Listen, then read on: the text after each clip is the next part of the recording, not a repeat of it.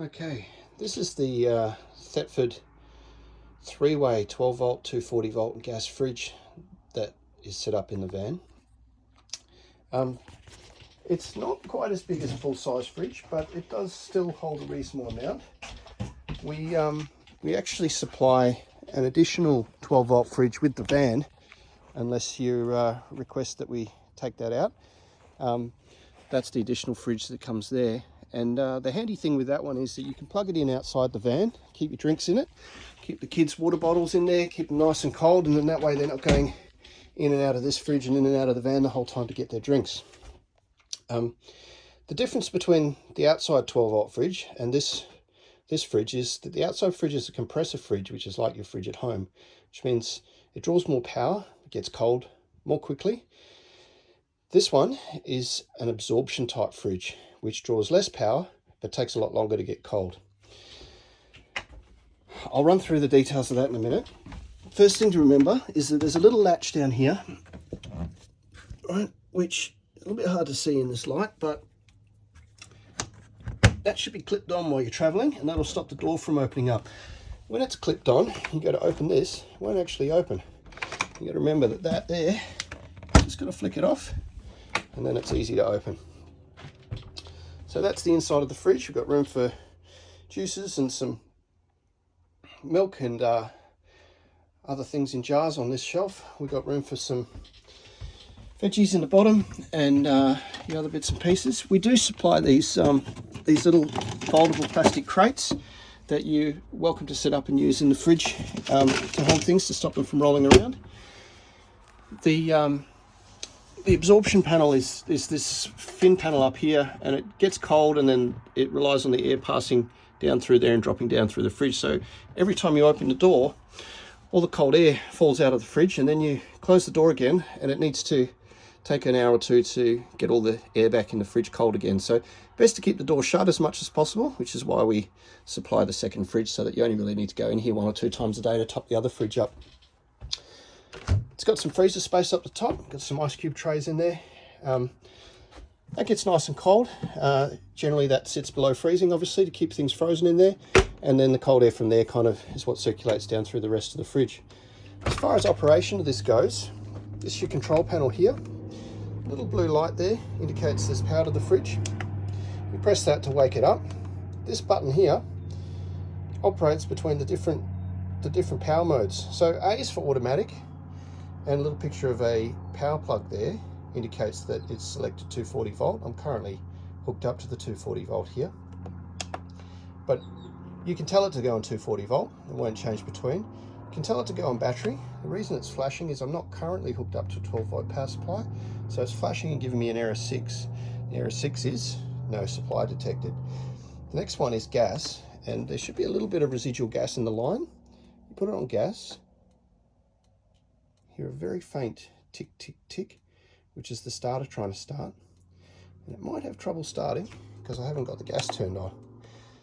So if that's the case, it'll try for a couple of minutes and then it'll start flashing saying there's no gas connected to the fridge. So I always recommend leaving it on 240 volt. That seems to be the most efficient. The power's usually free at a campground. You won't run out of gas that way. Not that that's likely to happen anyway. But if you change it across to gas, you should get about 6 weeks worth of gas running off a single gas bottle, so it's not going to run it out in a hurry.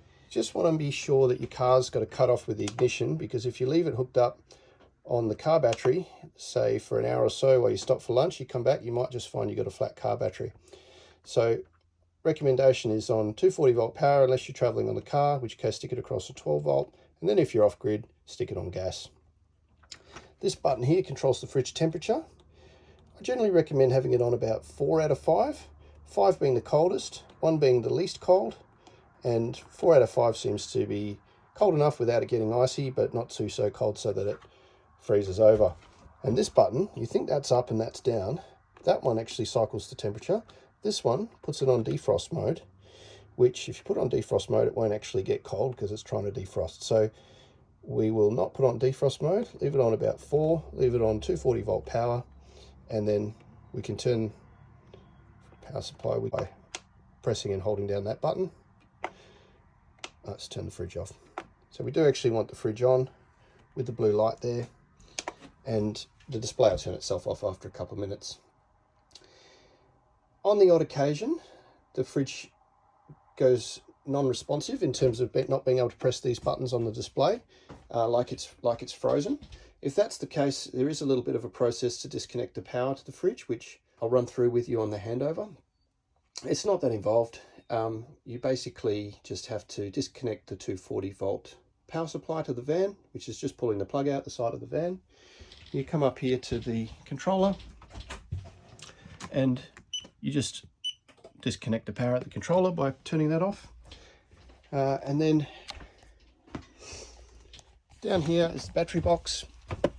And you just undo the strap, and there's a positive and negative terminal like your car battery. You just take the negative terminal off for a couple of minutes. And what that's done is it's disconnected the 12 volt power. It's isolated the solar supply because we've turned this off, and we've isolated the 240 volt power because the fridge will draw power from any one of those three to keep the display running, and we need to terminate power to the display in order to reset the fridge. It happens very rarely. Don't get concerned about it. I'll run through it with you on the handover just in case it does happen, and once we got the process down, it shouldn't be anything to worry about. I think it's happened twice in about 30 hires, and one of those times was on one of my own usages, so that's how it worked out how to fix it. That's it for the fridge operation. Thank you. We do send the van out with this 12 volt 60 litre Brass Monkey fridge.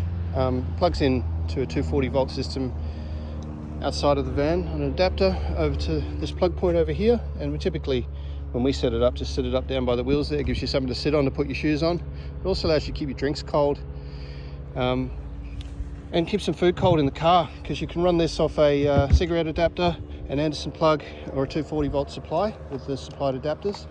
Also has a little battery built in down the bottom there, so it'll run without a power supply for a couple of hours, keeping things cold. So the suggestion with that is load it up the night before, get it cold in the garage, transfer it to the back of your car, and then you'll be able to run it all the way down to the campground and then shift stuff into the caravan fridge once you've got that up and running. The caravan fridge will run off a 12 volt supply if you've got a power supply on the back of your car. For that, you'll need either an Anderson plug, which looks like one of these. That's the Anderson plug there. Or you'll need a 12 pin plug, which is the 2 rows of pins there. And the bigger pins here is what provides the power through to the van. So unfortunately, unless you've got a setup with either an Anderson plug or a 12 or both like we have here, you're going to find that the fridge inside the van won't run while you're driving. And that's where this spare 12 volt fridge will come in handy. You might have one of your own, but if you don't, we're happy we supply this one free of charge. And it's, as I mentioned, it's always handy to have the extra fridge space outside the van for drinks and kids' drinks and that sort of thing. So that's what that's all about.